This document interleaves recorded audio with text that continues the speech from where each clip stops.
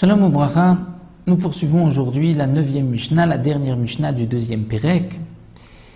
La fameuse histoire entre Rabban Gamliel et Rabbi Yoshua, comme nous l'avons vu dans la Mishnah précédente. Deux témoins étaient venus témoigner au Bedin de Rabban Gamliel. Rabban Gamliel avait accepté leur témoignage, mais Rabbi Dossa ben Arkinas était en marloquette avec Rabban Gamliel et Rabbi Yoshua avait aussi pris l'opinion, l'avis de Rabbi Dossa ben Arkinas contre Rabban Gamliel.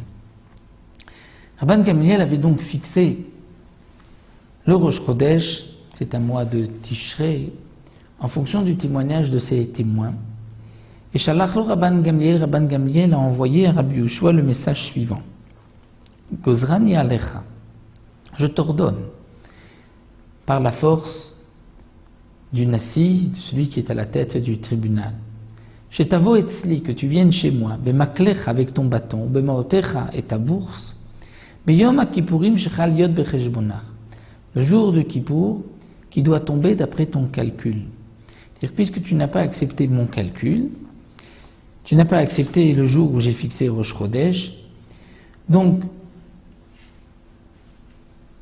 nous avons un décalage d'un jour, donc Yom Kippourim chez toi, pour moi, ce n'est pas Yom Kippourim. Donc je t'ordonne de venir ce jour de Yom Kippourim, que toi tu vas fêter Yom Kippourim, de venir chez moi et donc de transgresser Yom Kippour. Comme le Mfarshim explique, Rabban Gamliel n'a pas obligé Rabbi Yoshua à jeûner le jour de Yom Kippourim que Rabban Gamliel avait fixé. Puisque ça c'est évident que Rabbi Yoshua allait suivre, la majorité allait suivre les Bnei Israël, qui eux suivaient l'opinion de Rabban Gamliel, mais Rabban Gamliel pensait que peut-être Rabbi Yoshua allait faire un jour en plus Yom Kippourim, puisque d'après Rabbi Yoshua, ce n'était que le lendemain, Rosh Chodesh, le 31e jour du mois précédent. Donc il y avait un décalage d'un jour. Donc Rabbi Yoshua aurait peut-être fait un deuxième jour de Yom Kippourim, l'Echumra. Rabban Gamliel lui a dit, je t'ordonne de venir ce jour-là et de le transgresser. Halach ou Metzao Rabbi Akiva Metzer. Rabbi Akiva a été et a trouvé Rabbi Yoshua Metzer, c'est-à-dire attristé, parce que le Nassi Rabban Gamliel lui avait ordonné de transgresser son Yom Kippour. Rabbi Akiva a dit à Rabbi Yoshua, Marlo yesh li lilmod, j'ai de quoi apprendre, de quoi te dire. Chez Kol Machasa Rabban Gamliel Assoui, que ce qu'a fait Rabban Gamliel, la décision de Rabban Gamliel, c'est la bonne. Chez Neymar, comme c'est marqué, les Moadé Hachem Ikrei Kodesh, voici les fêtes d'Hachem, les appellations saintes, Asher Tikri ou Otam, que vous allez proclamer.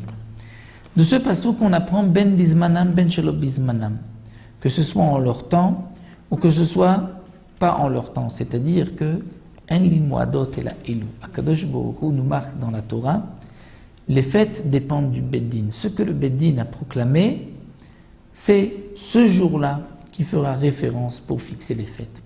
Donc même si Rabban Gamliel s'est trompé, même si Rabban Gamliel a fixé un jour de Rosh Chodesh, le 30e jour du mois, alors que c'était en vérité le 31e jour, mais dans le ciel, c'est le jour de Rabban Gamliel qui fait référence, puisque la Torah a donné au Beddin la possibilité de proclamer Rosh Chodesh et de fixer les fêtes en fonction de ce jour-là. Ensuite, Balo Etzel Rabbi Dossa ben Arkinas, Rabbi Yoshua s'est rendu chez Rabbi Dossa ben Arkinas à Marlo. Rabbi Dossa ben Arkinas lui a dit, sache que Im ba'im anu ladun achar bedino shel Rabban Gamliel, si nous allons juger, c'est-à-dire faire objection au tribunal de Rabban Gamliel, alors tzrichim anu ladun achar kol bedin ou bedin, nous devons aussi avoir des réclamations sur chaque Beddin Sha'amad Mimot Moshe Vadarshav qui s'est levé et qui a siégé depuis l'époque de Moshe Rabbeinu jusqu'à aujourd'hui.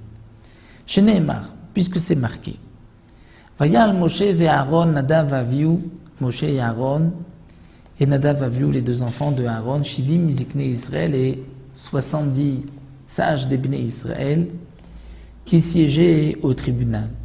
La malon parshu shmotam shel zeknim. Pourquoi on parle de 70 sages et leurs noms ne sont pas mentionnés?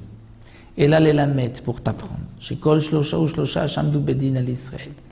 que chaque fois que nous avons 3 juges qui vont siéger en tant que Beddin pour le peuple d'Israël, Arouk et Beddino Shel Moshe, considérés comme le Beddin de Moshe. C'est-à-dire que si les noms des 70 avaient été mentionnés, donc on aurait pu dire ensuite, mais les sages d'aujourd'hui ne sont pas comme ces sages de l'époque, donc on n'a pas mentionné leur nom afin qu'on sache que chaque fois qu'il y a un Beddin, on doit l'accepter.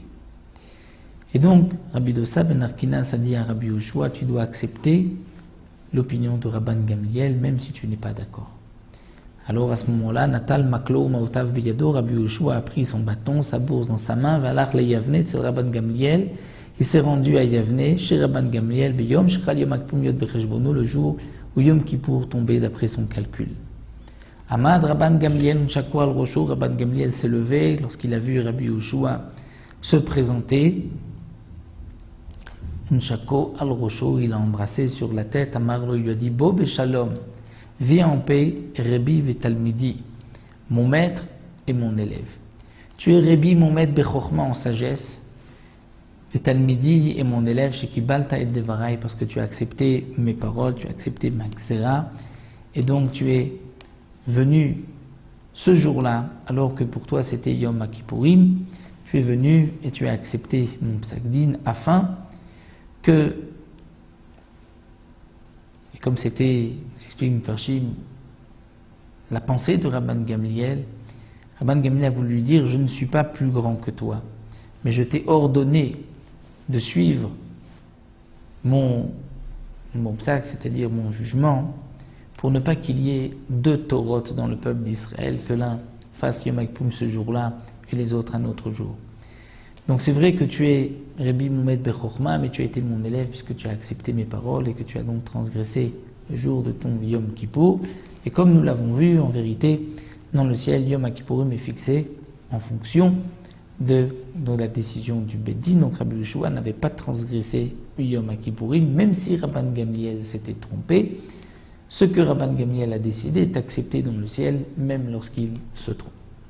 Donc, exceptionnellement, comme nous l'avons vu, c'est pour le din de Rosh Chodesh. Lorsque le Beddin s'est trompé, dans ce cas-là, ils ne peuvent pas changer la halacha, comme c'est marqué dans les Mishnayot de Horayot.